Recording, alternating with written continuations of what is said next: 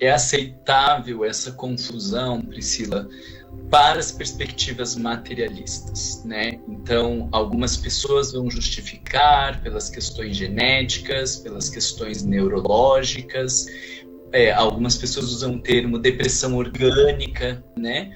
Mas nós que somos espíritas, nós sabemos que tudo tem origem no espírito. Isso não quer dizer necessariamente a curto prazo. Existem muitas causas de doenças e conflitos que nós não vamos conseguir acessar nessa reencarnação, justamente por aquilo que eu falava da nossa perspectiva reencarnacionista. Não começa agora e também não termina agora. Então a nossa análise não pode se restringir ao momento atual.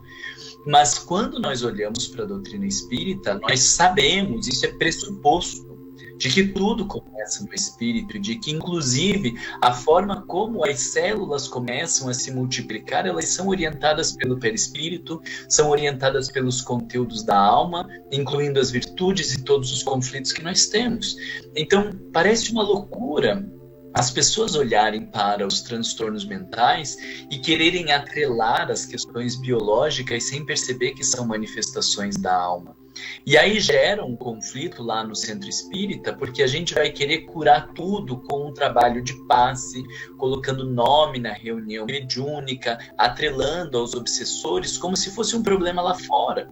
Claro que se algo fora que eu pego, porque eu estava andando na rua e peguei algo, precisa de algo fora para exterminar, para extirpar. Mas quando é um conflito da alma, o caminho seguro para encontrar a saúde e o equilíbrio é a viagem interior.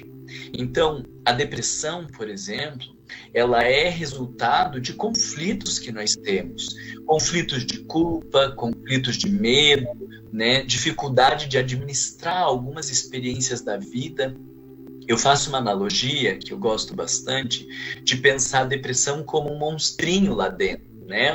Um monstro que está corroendo ou usando da minha energia. Então, um sujeito em depressão, ele não tem um pensamento calmo, pacífico e tranquilo. Ele está sempre em conflitos de culpa, está preso ao passado, ao que não aconteceu, ao que aconteceu e que não devia ter acontecido, vivendo aquela dificuldade. Isso é como um monstro que está consumindo a energia dele. Então, coisas que antes ele fazia com prazer, com disponibilidade, hoje não consegue. Não consegue ter a mesma cota de energia que antes ele tinha. Por quê? Porque esse monstrinho está consumindo a energia dele. Aí a gente toma a medicação. O que a medicação faz? Ela mata esse monstro? Não.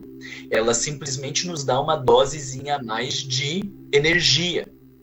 Mas essa dose a mais de energia, nós não deveríamos entender como a resolução da nossa depressão.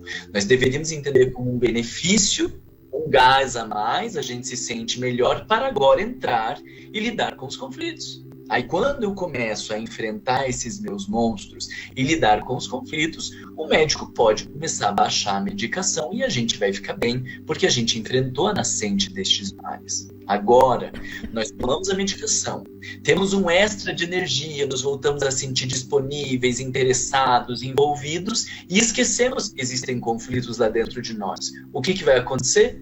Depois de algumas semanas, depois de alguns meses, tende a aparecerem os mesmos sintomas e os mesmos problemas, porque o conflito, quando a gente não enfrenta, ele vai crescendo, ele vai crescendo, ele vai crescendo dentro de nós.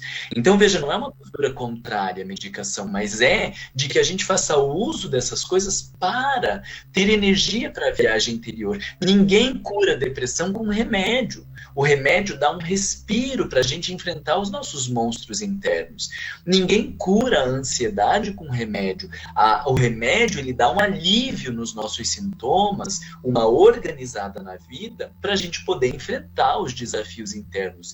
Mas todas essas coisas elas só se transformam lá fora quando nós começamos a olhar para os conflitos que estão dentro de nós.